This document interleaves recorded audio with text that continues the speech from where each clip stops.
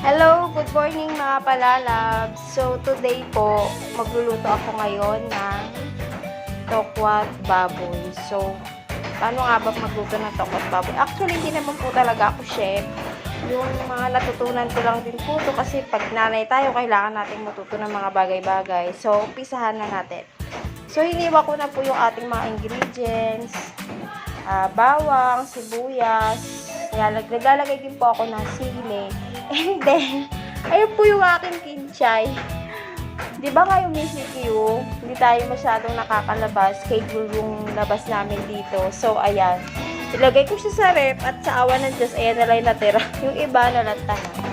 And then, yung ating salted black beans. Hindi po to sponsored. And then, yung ating tokwa. Hiniwa-hiwa ko na siya into cubes. Nilagyan ko na din siya ng salt and pepper. And then, kalahating kilo ata ito na baboy. Minarinig ko na din po siya ng toyo, soy sauce, black pepper. So, ayan. And then, kusig na po tayo dito. So, nirihit ko na po yung ating oil. Yan. Ayan guys, mainit na po siya. Ilagay na natin yung ating tokwa. Ipiprito natin siya guys. Hanggang sa maging brown siya. Yan. Malagyan tayo ng mantika.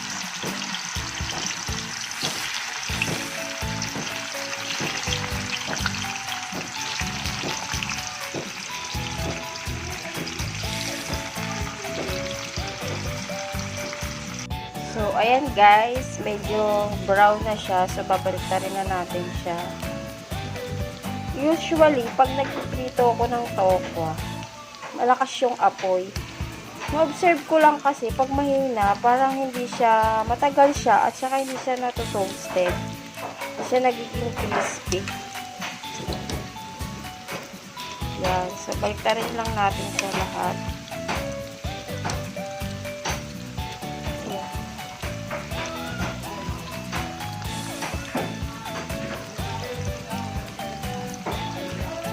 Don't mind yung mga pukpuk-pukpuk guys. Sa katabi kasing bahay namin, parang gumagawa sila ng bubong. So, may mga pukpukang nagaganap.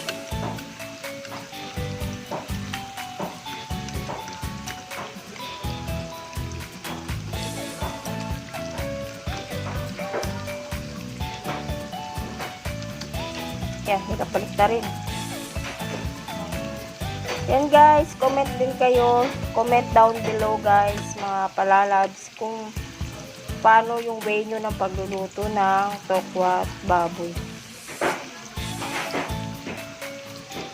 So, antayin lang natin siya mag golden brown and then ihahanguin na po natin siya. So, here na guys, yung ating tokwang pinirito, naluto na siya. So, nilagay na natin dyan. Set aside muna natin siya and then magigisa na tayo ng ating, so naglagay na tayo, nagpainit na tayo ng mantika ulit kanina. So gigisa na natin ang ating bawang,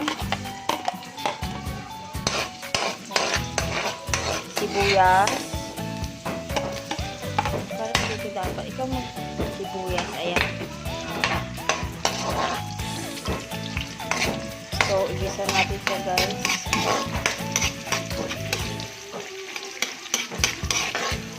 And then yung ating sili, igisa na natin. So guys, ulitin ko po, hindi po ako chef ha. Ito pong pagluluto ko, base lang po sa experience ko to. Siyempre bilang nanay, kailangan natin matutunan yung mga bagay-bagay. Usually, nung dalaga ako, hindi na ako marunong magluto.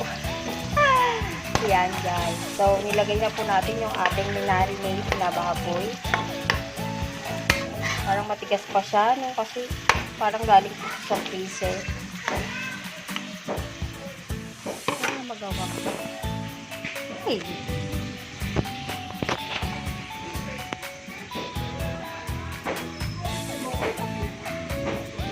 Ayan, lang natin mabuti.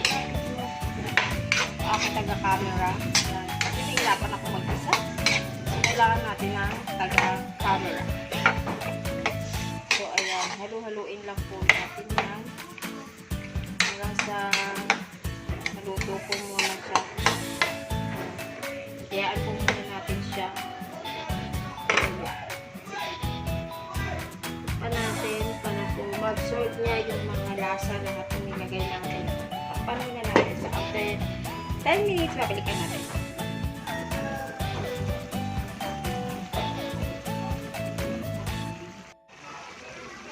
And then, mga palalabs, habang kumukulo siya, ilagay na po natin yung ating black beans. Yan. Ilagay natin para habang lumalambot yung karne, at the same time, lumalambot din yung black beans. Kasi minsan, may mga black beans na parang matigas pa siya. So, yan. Isama na natin siya dyan para medyo tumulo siya at lumambot. Yan guys. So, medyo na-absorb na po yung ating sabaw. Lagyan po natin siya ng konting sugar para lang po mag-balance yung taste niya. And dahil yung mga anak ko, gusto-gusto nila na medyo masabaw. So, lagyan natin ng toyo. Kasi gusto ng mga bata yun, yung medyo masabaw. Nagre-request pa ng sabaw yun. Ayan. Ayan. Ayan. Basta timplahan po natin siya ayon sa ating panlasa. Then, halo-halo. Lagyan natin guys ng konting tubig. Basta depende po sa inyo kung gusto nyo ng tuyo, patuyuin nyo kung gusto nyo ng may sabaw. Ako kasi nilalagyan ko po ng sabaw kasi yung mga anak ko, mahilig po sa may sabaw. So, yan. Ilagyan ko siya. And then, pakuluin lang po natin siya ulit. Lagyan na din natin siya ng laurel leaves. So, konti lang kasi ayoko po ng masyadong malaurel. So, ayan. Pag kumulo po siya, yan, ilagay na po natin yung ating tokwa. Ayan. And then, tayo lang po natin siya kumulo. Ayan, mga palalabs. So, luto na po ito mga palalabs. Ready to serve na po ang ating tokwat baboy. Yan, so, tara, let's eat!